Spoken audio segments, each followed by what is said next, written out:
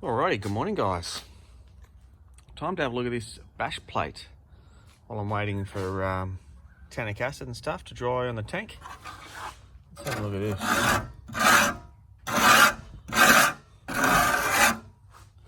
This is just caked on shit.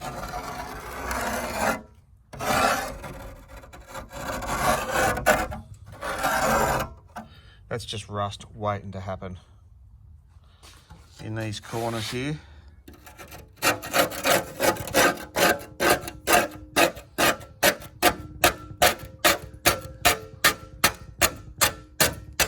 That's just metal and rust off the tank. And then I think this side over here, this is where I've got the pinholes in the tank. You can see half the tank is still left here.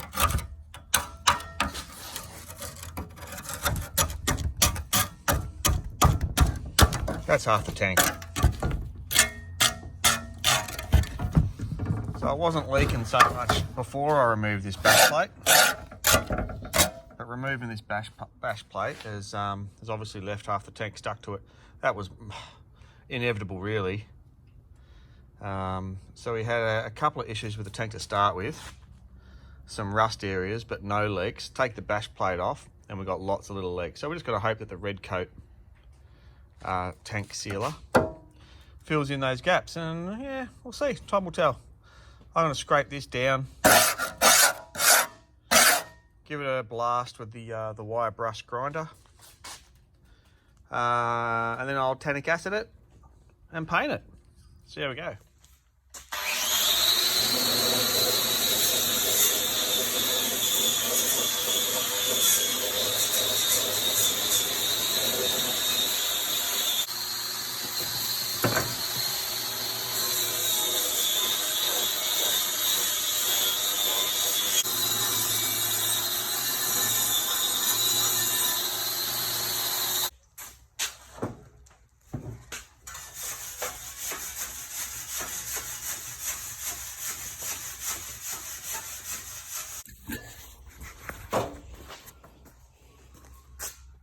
Alrighty, so that's after a bit of a grind with the old wire brush on the grinder routine. You can see all the pitting, the severe rusting.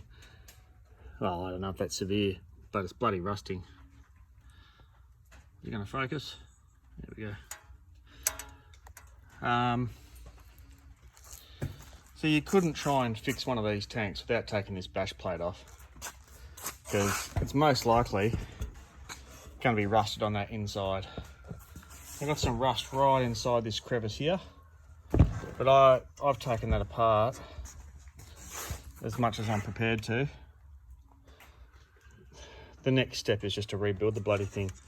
So a bit of tannic acid rust converter in there will hopefully stop any further rust. I've got most of the rust off the surface, all the flaky bits. Now it's just a rust converter treatment and a paint. And we'll see how we go. And then when the fog lifts, I'll have to go to work. So it's about 8:30 in the morning now.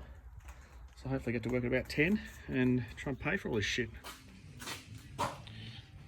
Alrighty, all set up for our next couple of little jobs. We've got to put the tannic acid rust converter on the bash plate there, roughly cleaned up, and we can give this a lick of spray paint primer.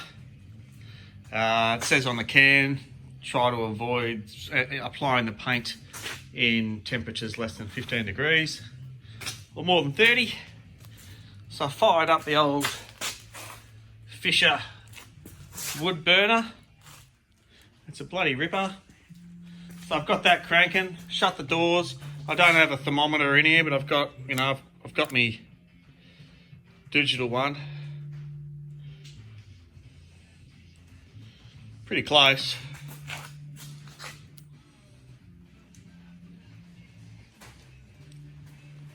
It's pretty close to 15 degrees. It will be by the time I'm painting. I've just cranked the fire right up. Well, the fire is 120 degrees. Oh, flue's only 30.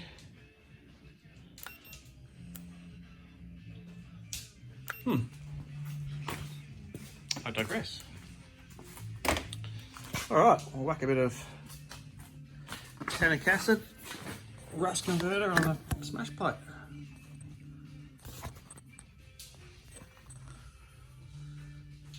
Alright, time for a bit of painting.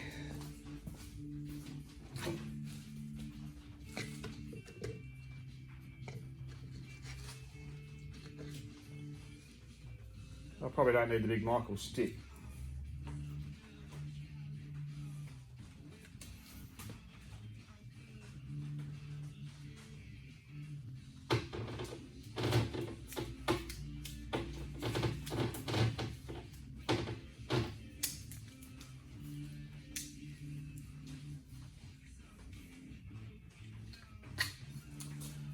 No more trusty all thread today.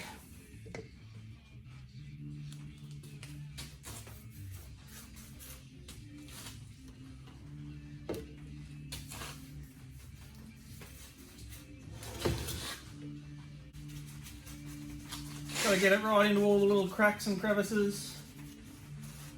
Get it in there. Get it in there, son.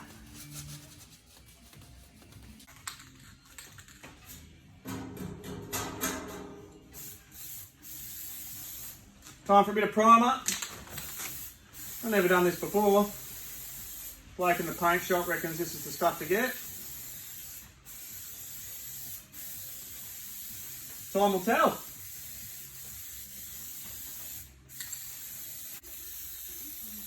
I've seen spray painters stop when they get to the end and then start again.